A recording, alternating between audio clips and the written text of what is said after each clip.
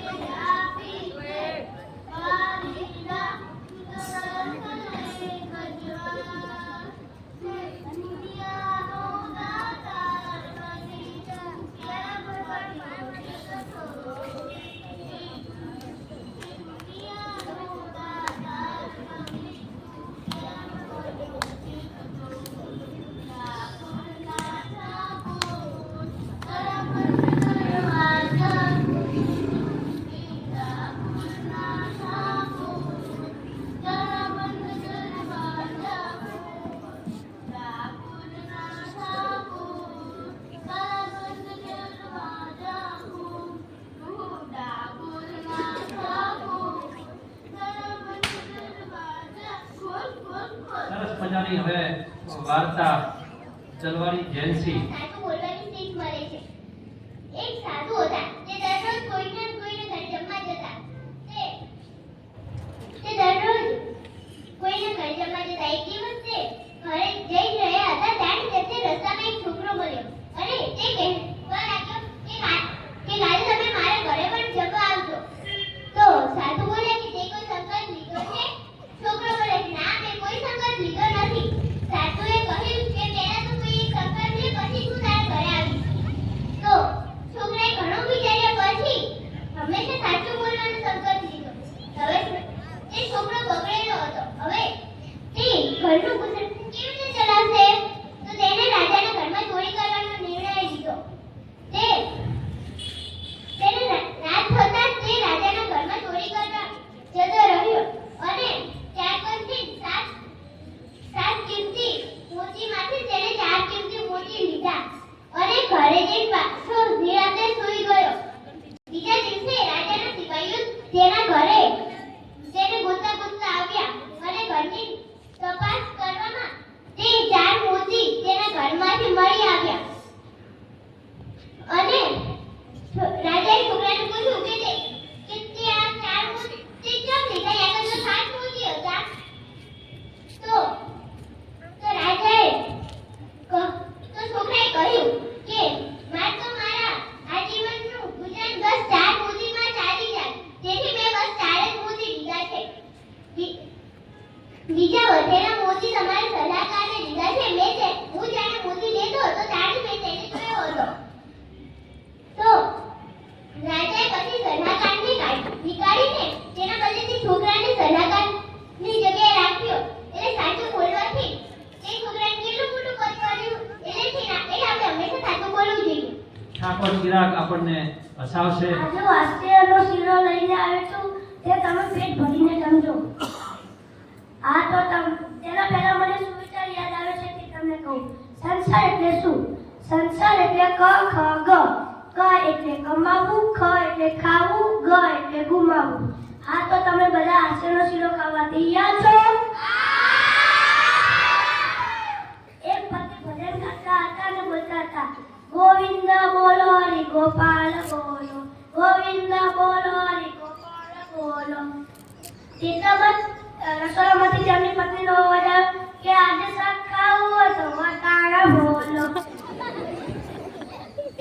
પહેલાના જમાના સ્ત્રીઓ પોતાના બાળક માટે કેમ મજાના હાલના કાઢી અને અત્યારના જમાના સ્ત્રીઓ પોતાના બાળકને મોઢામાં રાખે ને ધોતી હિંચકા ખવડાવે ને બોલે તાળીઓ ને તાળીઓ. એક કાકા હતા, તે વાળંદ પાસે વાળ કપાવવા ગયા. વાળંદને કહ્યું, કાકા કેવા વાળ કાપું? કાકા કહ્યું, તારી કાકી રસમાં આવે એવા.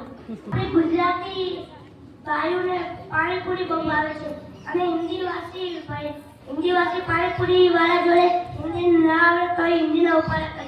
એક બેન તો પાણીપુરી વાળાને શું કે તમને ખબર છે? ભૈયા મોટી મોટી પાણીપુરી દેના, ખારાવાળી મત દેના, કારામાંથી પાણી आता है तो लुगड़ा बगलता है, आटा मीठा पानी देहમાં ડબરના और तने વધારે રાખના હો ભૈયાજી. આ સાંભળીને ભૈયાજી બોલે હા બેના. અને ભાઈ પાછો ગુજરાતી બોલે તોય આપણી બાયુ હિન્દીનો. એક અમેરિકાની ભૂરી, હું અને મારો દોસ્ત ત્યાં એક અમેરિકાની ભૂરી આવી હતી. તેની બાજુ ગોપી તળાવ જોઈને અમેરિકાની ભૂરી બોલી, વાહ! મારો દોસ્ત કહે, ડોબીના મામીએ તળાવે.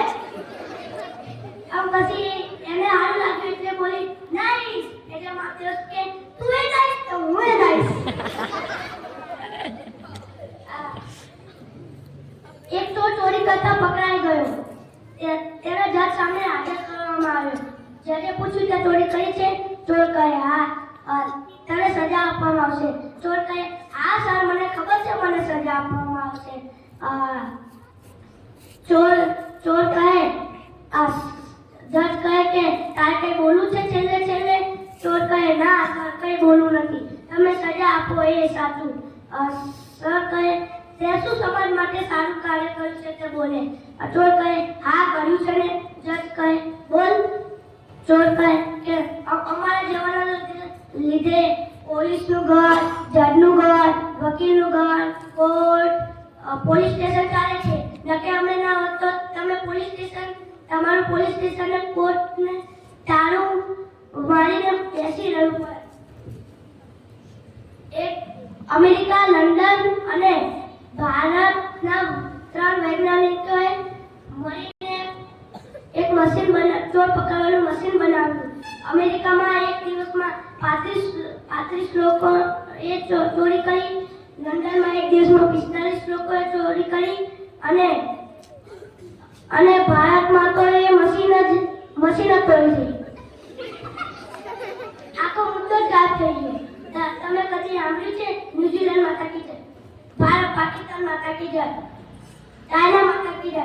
ખાલી આપણા ભારત જ એવું છે કે આમાં કહેવાય છે ભારત માતા કી જય. અસ્તુ જય જય ભારત.